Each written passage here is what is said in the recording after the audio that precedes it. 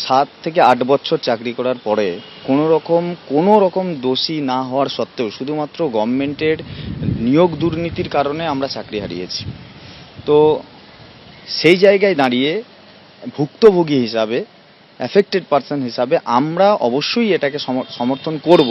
চাকরি ক্ষেত্রে যত রকমের ট্রান্সপারেন্সি থাকবে, সেটা যদি সেরকম যত রকমের কঠিন এবং শক্তপোক্ত নিয়ম লাগু করা হবে, সেটা আমাদের পক্ষে সবসময় সাধুবাদ থাকবে। কারণ আমরা এইগুলো ডাইরেক্টলি এফেক্টেড হয়েছি এবং এর যন্ত্রণাটা আমরা ভুগেছি, প্রত্যেকটা পদে পদে ভুগেছি এবং এখনো ভুগছি। অর্থাৎ মুখ্যমন্ত্রী বুঝিয়ে দিয়েছেন মূল উদ্দেশ্য হলো তিনটি: নিয়োগ প্রক্রিয়াকে দুর্নীতি মুক্ত করা, স্বচ্ছ করা এবং যোগ্যতাকে একমাত্র মাপকাঠি হিসাবে ধার্য করা। আর তা নিয়ে মুখ্যমন্ত্রীর এই ভাবনা নিয়ে কি বলছেন চাকরিহারা শিক্ষক শিক্ষিকারা, আসুন একবার শুনি।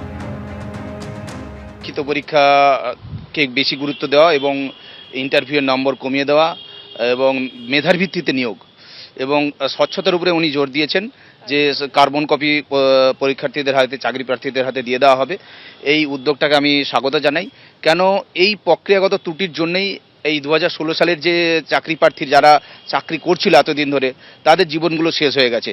তাদের হাতে কার্বন কপি কিন্তু পূর্বতন সরকার দেয়নি। চারিদিকে সমাজে একটা সরকারি চাকরির প্রতি অবিশ্বাসের বাতাবরণ তৈরি হয়েছে। এর দায় পূর্বতন যে চোর দুর্নীতিবাদ সরকার, তাকে নিতে হবে। এবং নতুন যে সরকার পশ্চিমবাংলায় এসছে মানুষের সমর্থন নিয়ে, তারা যে এই যে উদ্যোগ নিচ্ছে পরীক্ষা ব্যবস্থাটাকে স্বচ্ছ এবং সুষ্ঠু এবং আরও ট্রান্সপারেন্সি আনার জন্য, এই প্রক্রিয়াকে আমরা সাধুবাদ জানাই। 7 থেকে 8 বছর চাকরি করার পরে কোনো রকম দোষী না হওয়ার সত্ত্বেও শুধুমাত্র গভর্নমেন্টের নিয়োগ দুর্নীতির কারণে আমরা চাকরি হারিয়েছি।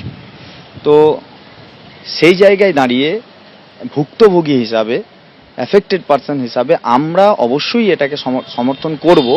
চাকরি ক্ষেত্রে যত রকমের ট্রান্সপারেন্সি থাকবে, সেটা যদি সেরকম যত রকমের কঠিন এবং শক্তপোক্ত নিয়ম লাগু করা হবে, সেটা আমাদের পক্ষে সবসময় সাধুবাদ থাকবে। কারণ আমরা এইগুলো ডাইরেক্টলি এফেক্টেড হয়েছি এবং এর যন্ত্রণাটা আমরা ভুগেছি, প্রত্যেকটা পদে পদে ভুগেছি এবং এখনো ভুগছি।